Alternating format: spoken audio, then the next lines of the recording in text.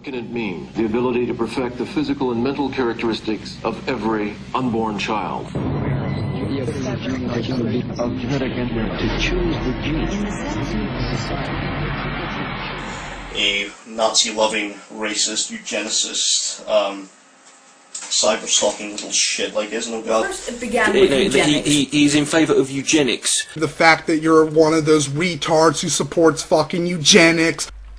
The accusations that I support and endorse eugenics have been levelled against me by these YouTubers. These accusations have always come with a great deal of vitriol and expressions of contempt. A Nazi-loving, racist, eugenicist, cyber-stalking little shit like this, no god. Firstly, I would like to say that I do support eugenics. However, what I support is not necessarily what may first come to mind. That is to say, I do not support any 1940s era Nazi conception of eugenics. I do not support any program of eugenics that might espouse to bring about the forced extinction of another's life due to any criteria whatsoever.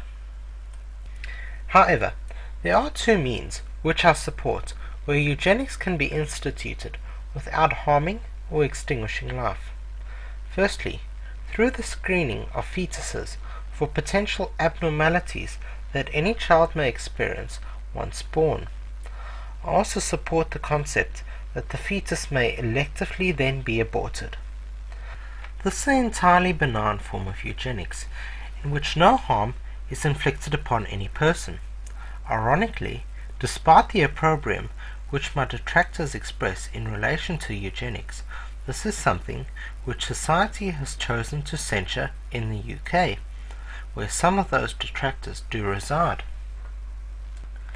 The Abortions Act of 1967 does permit abortion in circumstances where, and I quote, there is a substantial risk that if a child were born, it would suffer from such physical or mental abnormalities as to be seriously handicapped, end quote.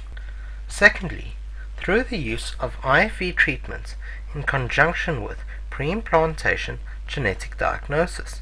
In order for you to better understand the process of IFV treatment, I'll play a short clip by Dr. Kaplan, who can explain this process far more ably than I.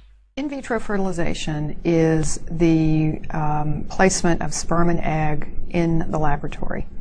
Those embryos are then cultured, which means they're allowed to grow in a very special incubator. We try to mimic natural environment as much as we can, and that's improving much over the years. The embryo starts as a single cell once fertilization has happened, and that single cell, after the chromosomes from the sperm fuse with the chromosomes from the egg, that single cell divides into 2 cells, and then each of those cells divide into 4 cells, again to 8 cells, and that's usually after the embryo has been in the laboratory for about 3 days. At the 8-cell stage, each cell is identical to every other cell. That's where we would do an embryo biopsy. All we want to do is not play God. There's no designing. It's just selection.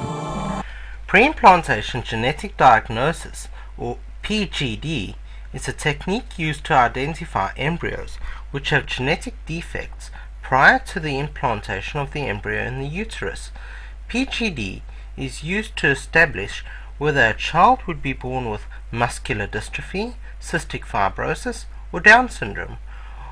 Once such genetic testing is complete, embryos that exhibit genetic defects can be destroyed in favor of the selection of embryos which are healthy.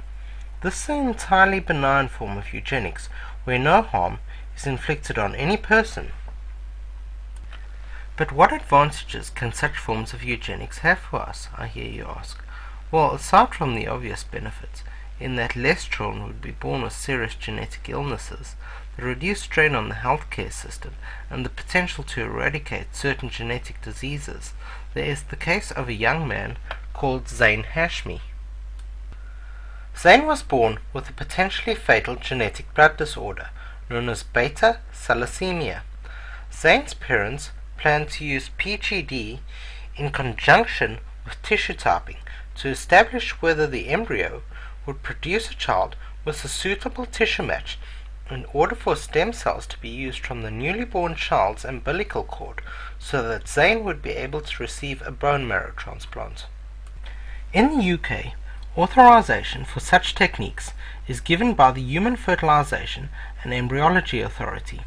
The authority gave Zane and his parents the go-ahead for the procedure so Zane's life could be saved. Regrettably, an application for judicial review was filed by Josephine Quantavale, who held that it was outside the ambit of the Human Fertilization and Embryology Authority to authorize procedures which could save young Zane's life. I can only surmise what possible religious or poorly contrived ethical motivation she may have had in order to file such an application, but perhaps these clips can cast some light on that. There are thousands and thousands of people in this country who are very concerned about these issues. It's tissue typing today, but tomorrow it's social sex selection. Tomorrow it's social sex selection. The argument that the technology that we're using may be misused in the future, to me, is not a valid argument, because you can always legislate against the misuse of any technology. Embryos can now be created, tissue matched, and those who don't have the right tissue type can be discarded. And while we have every sympathy for Zane Hashmi and others with thalassemia, we feel sympathy for those embryos too. No! No! We feel sympathy for those embryos too. No! It is appalling that any human being would be so pernicious as to openly state that the value of a child's life, a being with hopes, dreams, and fears, should be weighed against that of an embryo, whose consciousness I would equate with that of a tomato. What we're trying to do is help people who are seriously ill. That's the essence of medicine. And if anybody has got a problem with that, then they have a problem with medicine as a whole. Josephine's application in the High Court was successful. This doubtlessly caused the Hashmi family a great deal of distress, and inhibited the chances of an innocent child and hundreds of others like him from gaining access to what was, in this case, life-saving treatments. I honestly, I cannot understand it at all. I mean, this is a child that is seriously ill, there's a cure, there is something that can make a dramatic impact on his life, and still you cannot do it. Fortunately, the original decision was quashed by the Court of Appeal, making it possible for the parents of Zane to avail themselves of what my detractors frame as eugenics, and so oppose, in order for Zane's life to be saved. Since that ruling in 2003, the Human Fertilization and Embryology Authority has decided to offer greater discretion in relation to the use and extent of HLA typing.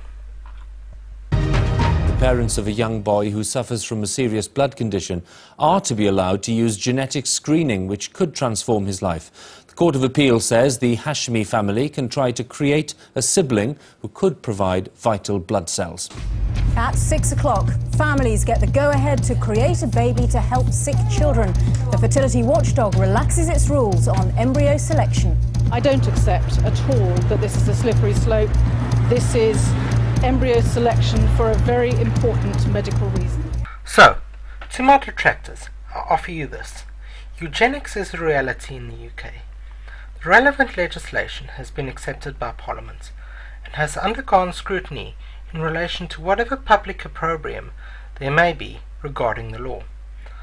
I leave you with a simple choice. Retract your criticism of my stance on eugenics and acknowledge the clear benefits it holds for not only society but also individuals. Or perhaps, now that you have been made aware that eugenics is a reality in the UK, those of you who reside here may feel impelled to go and picket outside of Westminster, along with any other pro-life organisation that would join you. Should you choose the latter, I hope you will also have the temerity to tell the parents of children like Zane why you think their life should not be saved when the technology exists to do so. What did you wish for when we went to Chicago? I wish I had a baby brother. And what did you wish your baby brother could do for you? Save my life. And what was he going to do? Make sure you have no more what? Billy Blood and DVA. Huh? Pretty cool.